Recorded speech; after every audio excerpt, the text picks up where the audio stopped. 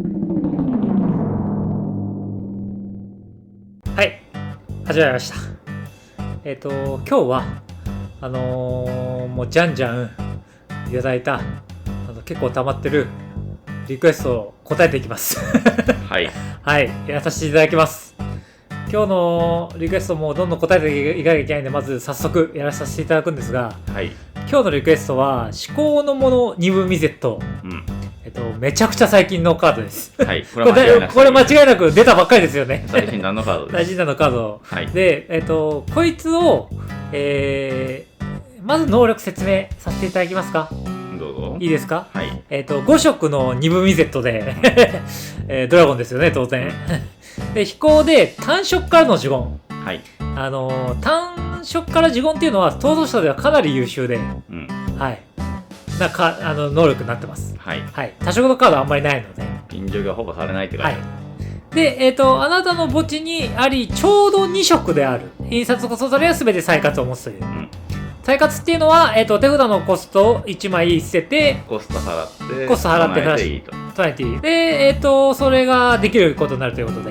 はい。はい。まず、その、リクエストされた方が、寿司握んないでくれと。ブリッジしないでくれと。で、なんか、サーチもちょっと一回、忘れておいてほしいぐらいの勢いで、カジュアルなデッキにしてくれと。56のデッキを作ってくれと。はい。もちろんそんなことするわけないじゃないですかと。寿司なんか握りませんよと、56なんだったら。ということで、まあ、ただ、白日のもとには使えない、今の言った兼ね合いでは使えないということを一応覚えておいていただいて。はい。はい。で、やっていきますんで。はい。僕とティームさん、お互いに、それぞれ考えてきました、今回は。で、全然ベクトルが違っちゃったんで。そう、全然ベクトルが違ってたんで、どうしようということになりまして。はい。まず僕が考えてきたプラン、一回ちょっと話させていただきますんで、まず。はい。僕がまず想像したのは、注目したのはやっぱり単色からの呪言っていうところに注目したんですね。はい。単色からの呪言ってことは、はい。もう出たらほぼ除去られることなくないと思って。だから呪言オーラみたいなのを存在していまして。なるほど。はい。で、オーラなんですけども、まあ、1マナの2-1上げるっていう、オーラ結構あるんですよ。あるね。黒なんですけど。それで、パーを2上げます。7になると。7です。3パンだと。7、3パンにして、するか、もしくは、なんとかして1上げで、まあ2で上げても1上げてもいいんですけど、ダブストつければ2パンじゃないですか。そうですね。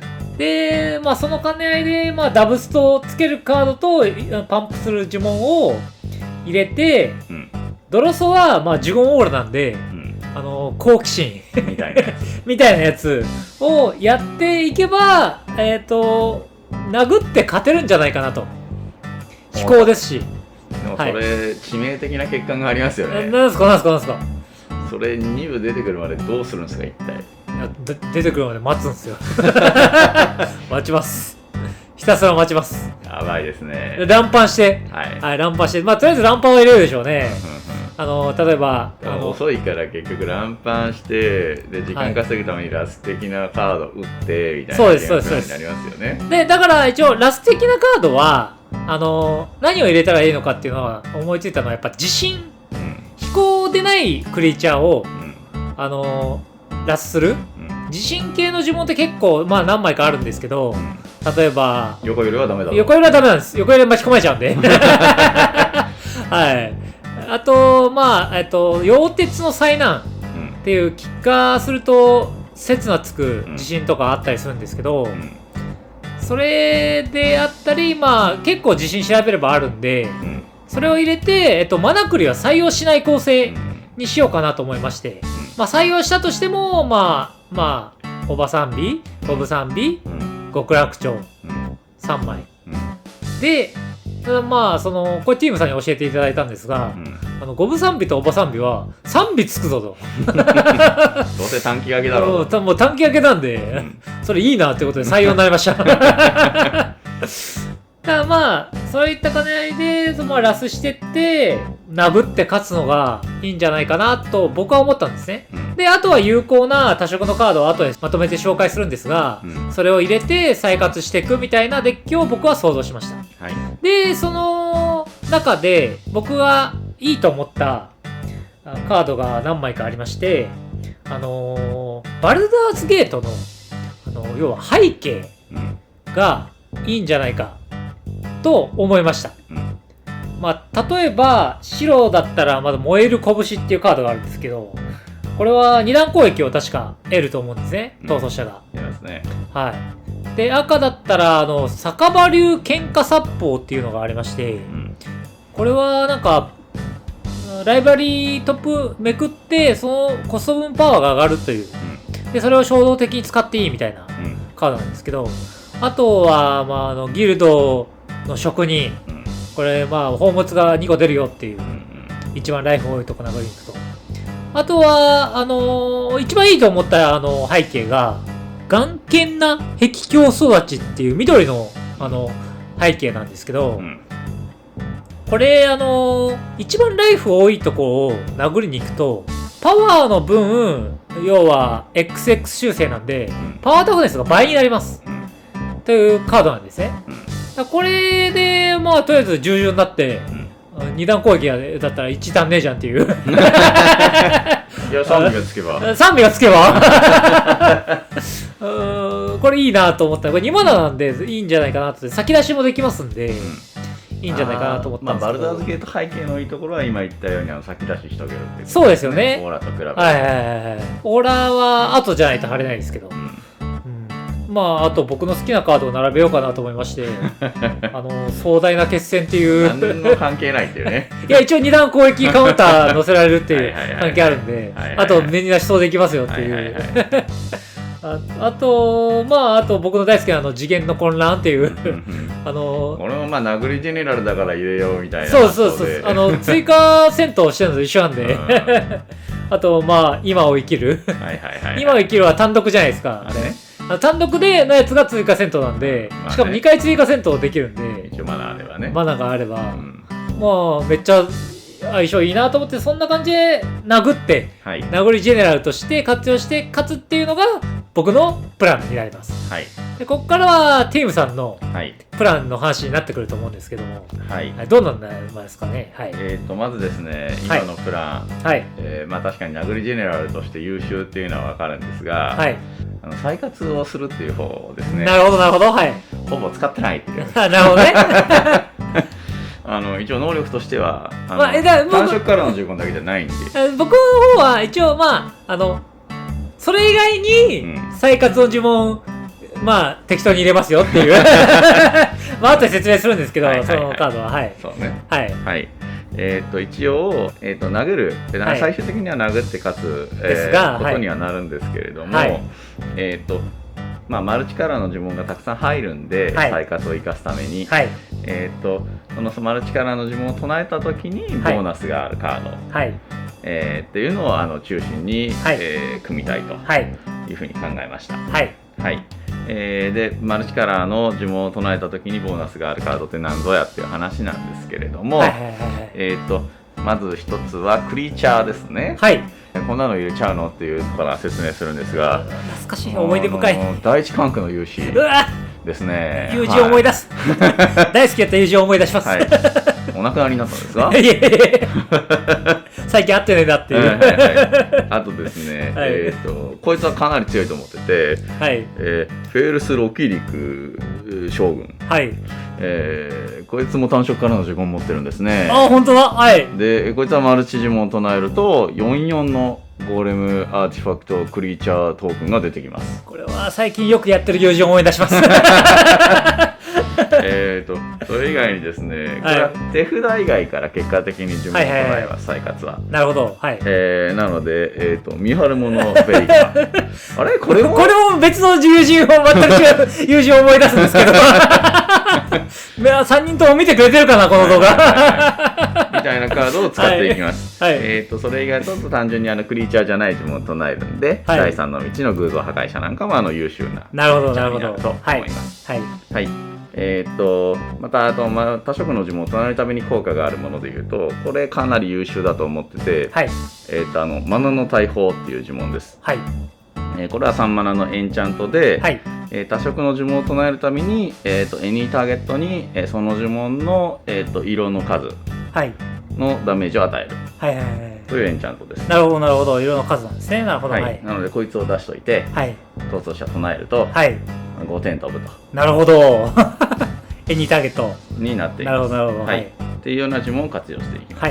はい、はい、この逃走者どうやって最終的に勝利していくかというはい、ことなんどうやってですけど、勝つんですか。はい、もちろん殴っていって勝つんですが、はい、殴っていって勝つプランって結構難しいじゃないですか。確かにこいつ結局再活できるっていうところが正直最大のメリットだと思うので、なるほど、はいはいはい、手数と物量で勝つだと思ってて、なるほどなるほど、はい、はい、なのでマナはがっつり伸ばしていきます。なるほど、はい、はい、マルチから御用達のこいつらですね。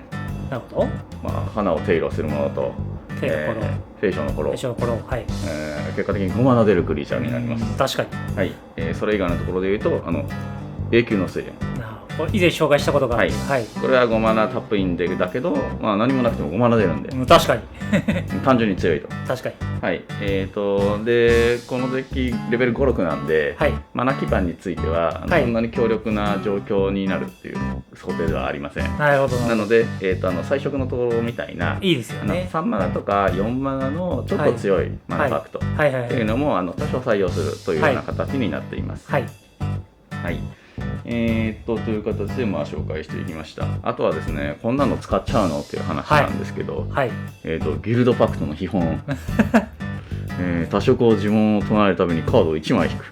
で、5マナですよこれ1マナタップで好きな色1点出るこんなの使っちゃうんですか。5マナです。マナがめっちゃ伸びる構成にするんではい、なるほど、一応、はい、なるほどね、めっちゃマナ増やすんですね、はい、出してこれでもドローが出てくるっていうような状態になれば、手数のアドバンテージで勝てます。はいはい、それ以外のところだと、これ墓地から呪文を唱えるんですね。なるほど、はいはい、再活するときって、はいはい、だから死者の秘密っていうそんなのあるんですね、知らなかった。はい、これは墓地から呪文を唱えるとカード1枚引くという。面白いですね、そんなのあるんだ。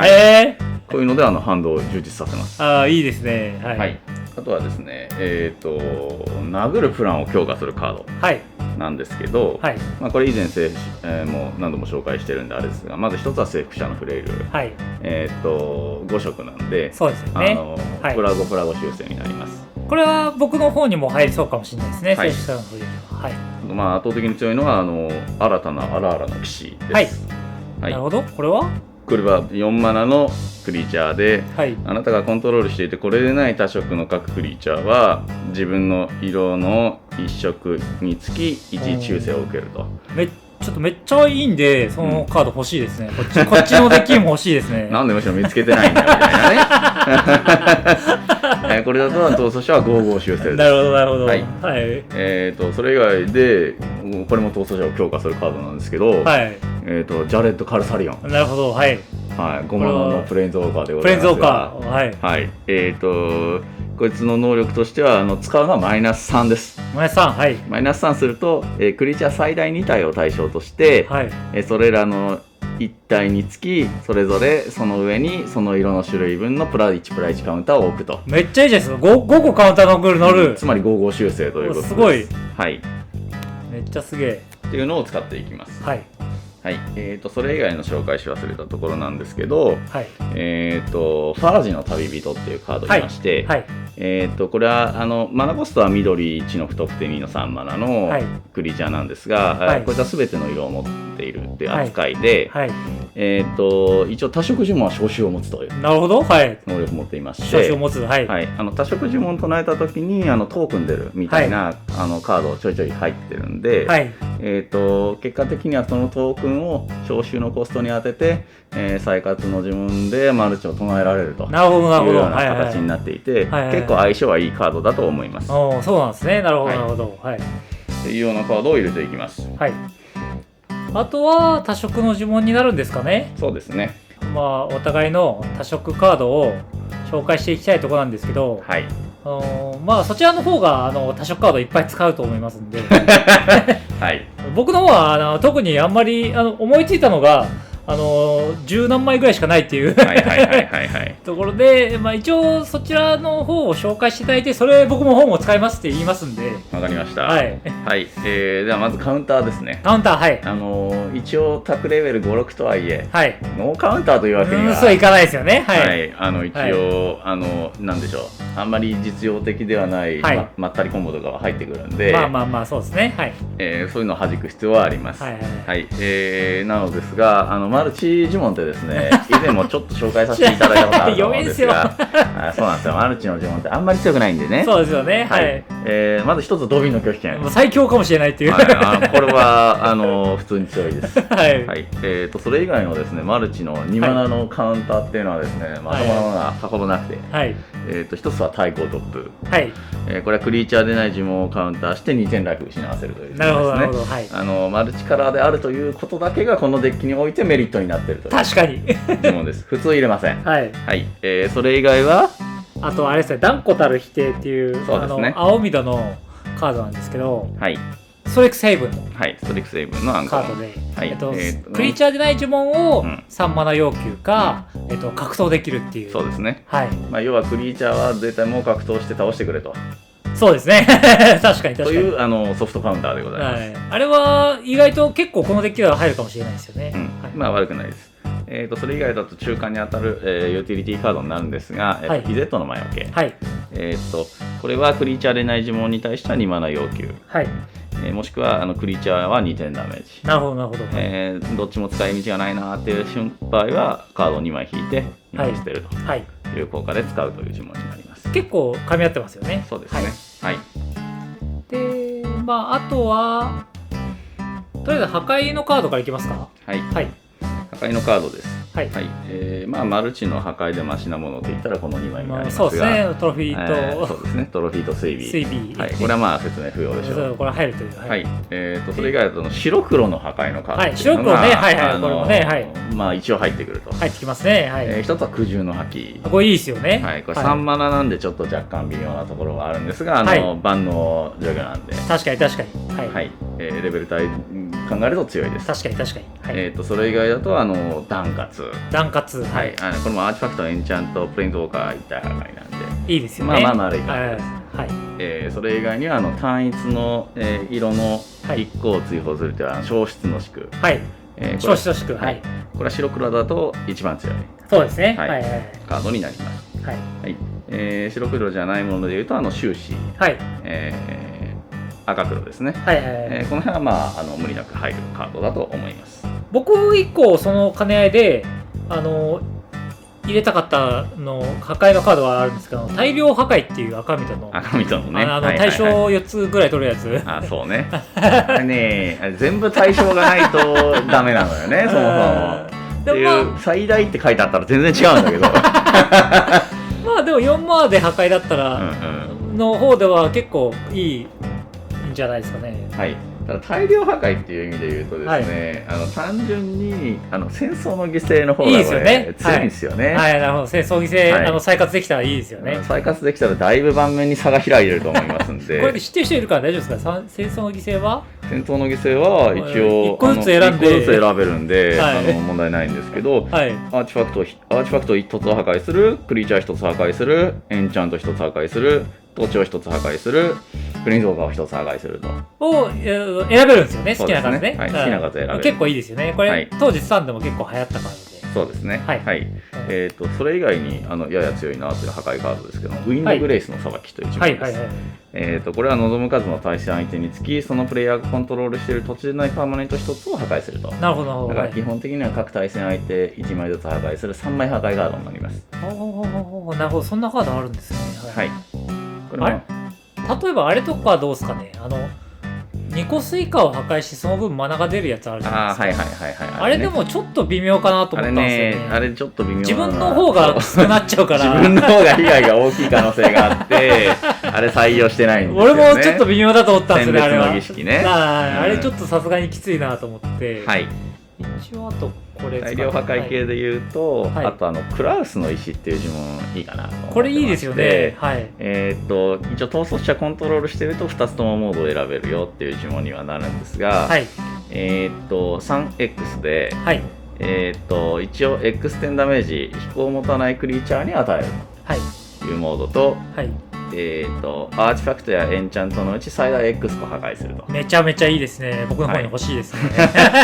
なんで発見してこないんだっていうね。